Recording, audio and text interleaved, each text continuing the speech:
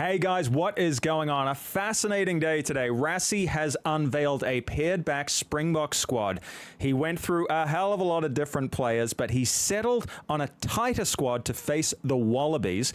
2 tests coming up. You have to back the Springboks to win those, but I do think the Wallabies are going to be a bit more battle-hardened this year than they were last year when they played the Boks.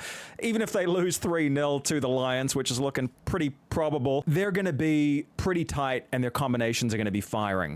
But let's not worry about the Wallabies. Let's cast our eye over this reduced Springbok squad. Very intrigued because all of this is heading towards Eden Park, the biggest clash of the year. If we break this team down into units, of course, you have some very familiar faces here. And that is kind of the theme of this squad. A lot of veterans, a lot of legends, a couple of youngsters who have been told, yes, you're on standby, but your time on center stage isn't today. It might be coming soon, but it's not today. Also, a couple big omissions we'll talk about. But of course, you have Cock, you have Lowe. Those are familiar names. Oxenche, you don't have to be a South African for these guys to be household names. But the most interesting one to me is Boan Fenter, who plays for Edinburgh. Almost got snapped up by the Scots. Could have been suiting up in the navy blue of Scotland. Well, he is a bona fide Springbok now. Of course, he debuted against Georgia in that all-new front row, which went pretty good against the Georgians, who are a fine scrummaging, rolling, mauling unit. They're good up front, the Georgians. So Boan Fenter passed his assignment there with flying colors. So he's a name I think you're going to be seeing a little bit more of. But if you go onto the hookers, another guy who did cover himself in glory, Manus van der Merwe from the Scarlets. Believe he picked up a brace of tries last week. So you could be seeing him coming off the bench. Bongi Manombi maybe not firing on all cylinders currently. And the interesting thing, just to my New Zealander outsider eyes, is I've always thought of Malcolm Marx as your backup hooker. Right now, he seems to be the starter. He appears to have number 2 locked in. Why not? I rate him as probably the best hooker on earth. Why not have him out there for 60 minutes? Been an interesting change in the squad. Definitely have kept my eye on that one. But if we go on to the middle row, of course, Eben Etzebeth is going to be in there. Most capped Springbok ever. Veron Noordke, I believe he was the man of the match, or damn near close to it last week. Pretty formidable at the breakdown, and that's an area the Boks need to work on. If you didn't see my last video where I told you guys, hand on heart, why I think you're favorites for the championship with one major caveat, check that out. I delve into some of the issues the Springboks are having at breakdown time, which, shocks me to say that. I feel like you guys should be dominant there. For whatever reason, it's not happening. My theory is you're playing a wider game, and in a nutshell, some of your big ruck-hitting units are a little bit further out from that breakdown area than they normally would be historically. Might be creating a slight disconnect. I think that Rassie can get on top of that pretty quickly. But look, if we keep on going here, Franco Mostert, this guy's won 2 World Cups, but I think he's still considered sort of a backup player, a player who almost slides under the radar in terms of world rugby, because you have guys like Etzebeth who tend to get all of the headlines. But Mostert is just like so capped and experienced at this point. What a great unit to have coming off the bench. Now, with all due respect, if I was going to say anyone was a little bit fortunate to be in here, I would say it's Corbus Wiese, brother of Jasper Wiese. Red card, don't forget that he's serving a suspension. So Wiese comes in, and I believe he's helped a little bit by his versatility here. Certainly can be in the middle row, can play in the loosies too. So I just think, the red card and the suspension does help, with the brother out of the way, not blocking him. But on the other hand, you do have to recognize the importance of utility players. When you start paring the squad down from 55 to 45 to 37, a little bit of utility goes a very long way. So I think to a certain extent that does kind of explain his inclusion here. Nothing against him as a player, but I wonder how safe his position is long term. Speaking of the Lucies, we move on. Of course, you knew Peter Steph Toy was going to be in there. Of course, Sia Khaleesi is going to be in there, no doubt, as captain. Of course, Quagga Smith's going to be coming off the bench. Marco van Staden, he's a pretty scary player. He's just a big, smashing unit. I do rate the guy.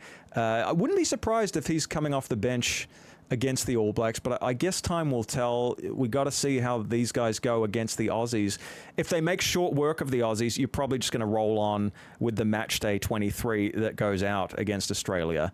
And I think, with only 2 games to go before the All Blacks are looming on the horizon, I think Rassie's going to get pretty quick into his best match day 23. I do take him at face value. That kind of the experimentation phase is over for the year. So you do have a utility forward in there as well. As I mentioned, utility is king, when you're bringing the numbers down. If we move on to the Scrumhalves, or the halfbacks, if you will, a huge omission there, Faf de Klerk, who I thought did okay against Italy, but was very good against Georgia coming off the bench. Such a deft little kick he put through, and, was still running around at a pretty good velocity. He doesn't have the speed, the fluency of a Grant Williams, who's a much younger man at this point, and clearly, I have learned, your first choice, with a capital F, first choice halfback for South Africa. You guys are in love with him. There's no doubt that he's the man. And I think he'll be the one starting against the All Blacks and for sure against the Wallabies. You go into the fly halves, nothing to analyze here. We knew it was going to be Sacha, Feinberg, and Ngomazulu, Mani Libbok, Andre Pollard. I put up a short recently. I'm asking you guys, who do you think is the guy to start? I'll give you the results of it. I won't keep you in suspense. I feel like a lot of you are saying Mani Libbok. You feel that the backline fluency is there. He's setting up the outsides better. And the Boks are trying to play this wider style under Tony Brown, who, as a Kiwi, I'm sorry we lost him, but happy for you guys. He is implementing a wider game plan, still ironing out some kinks.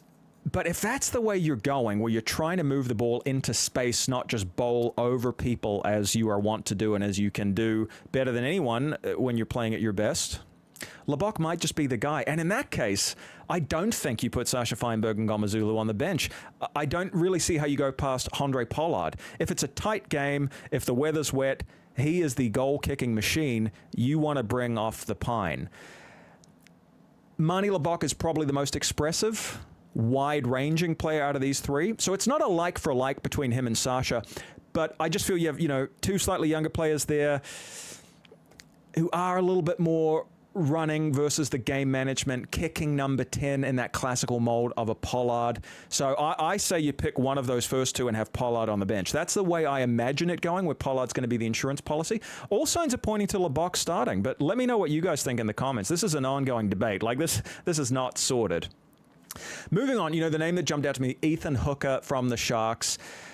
I think he's going to get a lot more time in the future. Obviously, not the most experienced here, but it's interesting seeing a guy like, Ethan Hooker coming in, who, can be midfield, can be a winger. Also, Keenan Moody, the rise of him. Are we seeing the end of a guy like Jesse Creel absolutely having 13 locked down? Now, I'm a big fan of his. I always say Damien Delende, Jesse Creel, that's the Ma'anonu Conrad Smith of South Africa, meaning that's your go-to. That's your safe place. That's your happy place. You can put them out there in the midfield, and you're not going to lose any sleep knowing that they're starting. But is this a case where Keenan Moody has been so good against Italy, against Georgia? Admittedly, lesser opposition than the Wallabies. But is it a case where he's forced his way in? Time will tell. Look, he can play on the wing at a pinch, obviously, at international level. Could be a good bench weapon. Then you're covered. And again, guys, at the risk of repeating myself, but I'm going to do it. Utility becomes a huge factor when you whittle these squads down. That's why a guy like Jordie Barrett has been worth his weight in gold to New Zealand for 5-6 years.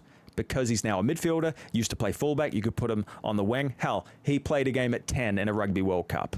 Okay, so you cannot underestimate the utility. And I keep harping on this because ultimately, where are we heading? 2027, Australia at Rugby World Cup. You don't think that utility factor is going to be really important when Rassie picks the ultimate squad? I think it will be. Obviously, got Esterhuizen in there as well. So, I mean, damn, that's a pretty solid lineup of midfielders there. But certainly intrigued by the back 3. You have the legend Kurtley Arendse, Cheslin Colby. But, Rassie, he's sticking with Willie le Roux. I mean, he's got his 100 caps now. And some of you came at me and said, Rassie's sentimental. He just wants to get Willie le Roux to 100, and then he might be done with him. Well, I'm not seeing the sentimentality in persisting beyond 100. Clearly, Rassie thinks there is some juice to be squeezed from Willie le Roux going forward. He's not a spent force. Might be getting up there in his 30s, but he still has a lot to contribute. And I saw that. I thought he was great the other day when he played. Just rock solid experience. Doesn't have the excitement factor of an Apalele Fassi. But you can't really go wrong with Willie LaRue. So I like him in there. And even if he's helping develop Fassi into that long-term first choice 15, which is kind of what the tea leaves are showing me, I think he's got value in the squad. Now, we're going to go on to the next slide, and that's where I'll expand on it a bit. But big call here with, Edwil van der Merwe, who's lit the world on fire, been very good in the back three. He's pushing someone out. We'll talk about that in a second. And then, of course, Damien Willems is speaking of old hands. Like I said, a lot of veterans in here, and guys who've been to World Cups and all that good stuff. So plenty of experience. But that brings me to this final slide here, which is who is missing out. So I just touched on van der Merwe. Well, you see there that Mapimpi, he's not in. Now, he's on standby. He's one hamstring strain, knock on wood, away from getting called in, right? He's one rolled ankle away from getting called in. So he's there or thereabouts. But he's mid-30s. Is he going to make 2027? I think he said he isn't looking likely for it. So we're seeing a little bit of a phasing out here, possibly. Lakanyo Arm, a guy who's got that World Cup medal on his resume, has some utility factor, but he's not in there. And that's interesting to me. Of course, I mentioned Faf already. He will be 35 in the next World Cup. And so what I pose to you guys is this the beginning of the end? Not the end, but the beginning of the end for a Faf de Klerk, for a Mapimpi, for Lakanyo Arm. Have we extracted enough value from them? And they're always going to be there on standby, but they're not the leading lights anymore. I don't know the answer. There's a part of me that can see Faf running out in a Rugby World Cup quarterfinal at 35. There's a part of me that can visualize that. Guy like Jasper Wiese, he's going to come back in, suspended, obviously. That will be at the expense of his brother. And then, of course, guys like Hanekom, Steenkamp, if you look at the still injured, those guys are probably going to come back in when they're fully recovered. And then, of course, at the top as well, you have a Thomas Dutoit, who's kind of on a forced stand down. I guess he played too many club minutes. And I think that's a good thing. I think player welfare needs to be considered. You can't just run these guys into the ground or they will just get injured. So some compassionate rest there for him. Overall, damn, hell of a squad. I'm learning not to make predictions. Predictions tend to make a fool out of me, but I do think you guys are going to handle the Wallabies. But like I said, be prepared for a very battle-hardened Australian team. I think that the Lions will probably roll them 3-0. Now, there could be a miracle this weekend in Melbourne. I hope so as a spectator. I would love this series to have some juice to it. Frankly, I've been pretty bored by this Lions series. And I got to tell you, even just looking at my YouTube analytics, no one cares that much. Like, mostly it's Springboks fans and All Blacks fans who watch this. I just thought a Lions tour, which happens once every 4 years, would get everyone excited. I'm not seeing it in my numbers and engagement. I am seeing that most of you, the passive observer, not Aussies, not from the UK and Ireland, South Africans, Kiwis, Americans, I don't think you think the contest is there. So you're just not really engaged as a casual observer. But my point is, I reckon the Wallabies, even if they go down 3-0, they might come out of it in pretty decent form, super battle-hardened, probably in the best position to take the Boks on than they have been in years. So get ready for a good series. I think it should be exciting, but I am going to back the Boks to win it. What do you guys think? Are the old guard on the way out? Is Faf done? Is this the last of Mapimpi Lakanyo Arm? Leave your comments below. Please send this video to someone who loves rugby. Like and subscribe, and I'll be back for another one real soon. Until then, take it easy, guys. Bye for now.